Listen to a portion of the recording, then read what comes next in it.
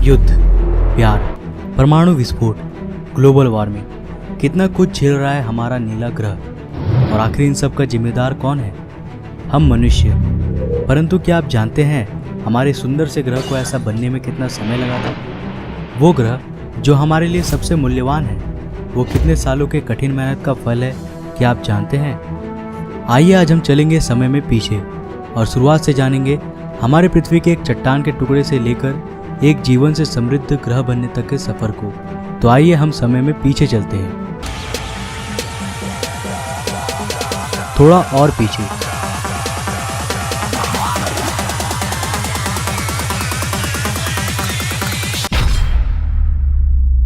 आज से करीब 4.6 अरब साल पहले हमारा सौरमंडल और एक नया जन्मा तारा, जिसके चारों ओर धूल और चट्टान चक्कर काट रहे हैं। यहाँ हमारी पृथ्वी का नामो निशान तक नहीं है। हम समय में कुछ ज़्यादा ही पीछे आ चुके हैं। अभी तक पृथ्वी के बनने की प्रक्रिया की शुरुआत नहीं हुई है, लेकिन इसकी नींव तैयार हो चुकी है। ये चट्टान और धूल अब गुरुत्वाकर्षण की वजह से आपस में जुड़ रहे हैं। कई लाख सालों के बाद अब एक भीमकाय चट्टान के गोले में बदल चुकी है, लेकिन इसे हम पृथ्वी नहीं कह सकते क्योंकि अब ये बहुत ही गर्म है। ये आज के वीनस यानी शुक्र ग्रह के समान है। आज से करीब 4.5 अरब साल पहले धरती की सतह पूरी तरह खौलते लावा से ढकी है। आप गलती से भी नीचे पैर रखने की कोशिश मत करना, वरना आपके पास दोबारा रखने के लिए पैर नहीं बचेगा। इस वक्त धरती की सतह का तापमान करीब 1200 डिग्री सेल्सियस है, यानी ये जगह फिलहाल नर्क से कम नहीं है। यहाँ ऑक्सीजन का नामो निशान तक नहीं है।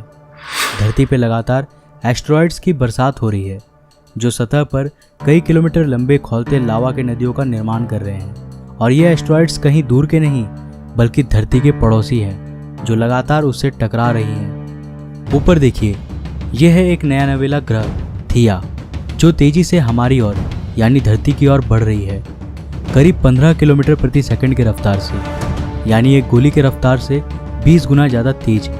हमें इसका स्वागत करना है, क्योंकि इसी की वजह से हमारे खूबसूरत चांद की रचना होगी। अब हमारी धरती चारों तरफ से अनगिनत चट्टानों के टुकड़े से घिर चुकी है। यहाँ इतने चट्टानी टुकड़े हैं कि इस वक्त हमारी धरती के पास भी शनि ग्रह के समान अपना एक रिंग बन चुका है, जो बिल्कुल शनि ग्रह के रिंग के जैसा ही 2 भागों में बटा है। पहला रिंग आज के धरती और चांद के बीच में है और दूसरा चांद के पीछे। इस रिंग से एस्टेरॉइड्स लगातार धरती पर बरस रहे हैं, लेकिन एस्टेरॉइड्स की असल बारिश अभी भी शुरू नहीं हुई है। अब ये रिंग धीरे धीरे ग्रेविटी की वजह से एक 3000 किलोमीटर चौड़े गोलीय पिंड में बदल जाएंगी।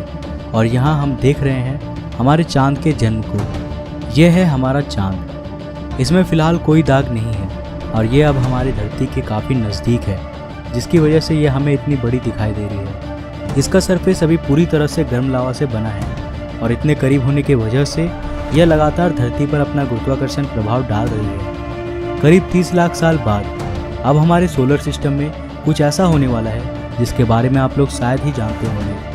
हमारे सौरमंडल के गैस जायंट्स अपने ऑर्बिट्स में बदलाव कर रहे हैं और इस बदलाव की वजह से सौरमंडल के एस्टेरॉइड्स और कॉमेट्स के बीच में एक ग्रेविटेशनल मेश तैयार हो रहा है, जो उन एस्टेरॉइड्स और कॉमेट्स को सौरमंडल के आंतरिक भाग में धकेल रही है, सीधे सीधे मंगल, शुक्र, बुध और हमारी धरती की ओर। यही वो समय है जब हमारे चांद को इन एस्टेरॉइड्स की वजह से उसके जाने पहचाने दाग मिलने वाले हैं। इस अवधि को कहा जाता है the late heavy bombardment. By the way, इस समय हमारा चांद भी बहुत ही गर्म था। यह आसमान में एक बड़े लैंटर्न की तरह चमकता था और यह धरती के इतने करीब था कि इसका गुरुत्वाकर्षण हमारी धरती को आज की तुलना में 25 गुना ज़्यादा प्रभावित कर रहा था। हमारी धरती पर एक दिन 24 घंटों का नहीं, बल्कि केवल 6 घंटों का होता था और इसके कारण धरती के लावा के नदियों में लहरें आज के समुद्रीय लहरों से 20 गुना ऊपर तक उठती थी। लेकिन भला हो हमारे चांद का, जो धीरे धीरे समय के साथ साथ हमारी धरती से दूर चला जाएगा और इससे धरती की घूर्णन धीमी होने लगेंगी और लावा की नदियाँ ठंडी होने लगेंगी, जिससे धरती के सतह का निर्माण होगा। इस वक्त आसमान में ये भीमकाय चमकीला चांद ही एकमात्र चीज़ नहीं है जो आपका ध्यान आकर्षित करेगा, बल्कि अब आपको 2 बहुत ही चमकीले तारे भी आसमान में देखने को मिलेंगे। लेकिन वे दोनों असल में तारे नहीं हैं, ये दोनों असल में ग्रह हैं, जुपिटर और सैटर्न। सौरमंडल के आंतरिक ग्रह जैसे कि हमारी धरती, वीनस, मरकरी, मार्स, ये सब रॉकी प्लैनेट्स हैं और ये ज़्यादा समय तक पिघले हुए लावा के रूप में नहीं रह सकते थे। लेकिन वहीं जुपिटर और सैटर्न असल में गैस जायंट्स हैं जो कि आसानी से लंबे समय तक गर्म रह सकती है। धरती के जन्म के इस समय काल में जुपिटर का टेम्परेचर 5000 डिग्री सेल्सियस और सैटर्न का 3000 डिग्री सेल्सियस था। इसका मतलब है कि जुपिटर उस वक्त हमारे सूरज से भी ज़्यादा चमकीला था। जैसा कि साइंटिस्ट कहते हैं कि तारे अपने जीवन के साथ साथ और चमकीले होते जाते हैं, तो उस समय हमारा सूरज आज से 30% कम चमकीला था। परंतु 4 अरब साल के लंबे अवधि में ये ग्रहें भी धीरे धीरे ठंडी हो जाएंगी। आइए चलते हैं वापस हमारी धरती पर। धरती के वायुमंडल में फिलहाल केवल एक ही गैस है, मीथेन। आप गलती से भी इसमें सांस मत लेना, वरना कुछ मिनटों में ही आपकी मौत हो जाएगी। लेट हैवी बम्बार्डमेंट के दौरान धरती पर लगातार कॉमेट्स की भी बरसात हुई थी, जिन्होंने अपने साथ पानी का धरती में परिवहन किया। इस पानी ने धरती में समुद्रों का निर्माण किया। धरती अब चारों तरफ से समुद्र से घिरी हुई थी, लेकिन यहाँ ना तो पैर रखने के लिए ज़मीन था और ना ही सांस लेने के लिए ऑक्सीजन। हमारी धरती अभी कुछ हद तक पृथ्वी कहने लायक बन चुकी है, लेकिन अभी भी इसमें जीवन का बीज नहीं पनपा है। आखिर इसके बाद क्या हुआ था और धरती पर जीवन की शुरुआत कैसे हुई थी? इस पूरे कहानी को जानने के लिए आप इस सीरीज़ के एपिसोड 1 और एपिसोड 2 को ज़रूर देखिए। ये दोनों एपिसोड्स ऑलरेडी चैनल पे हैं। वीडियोस के लिंक्स आपको डिस्क्रिप्शन में और ऊपर आई के बटन पे मिल जाएंगे। तो आज के लिए बस इतना ही।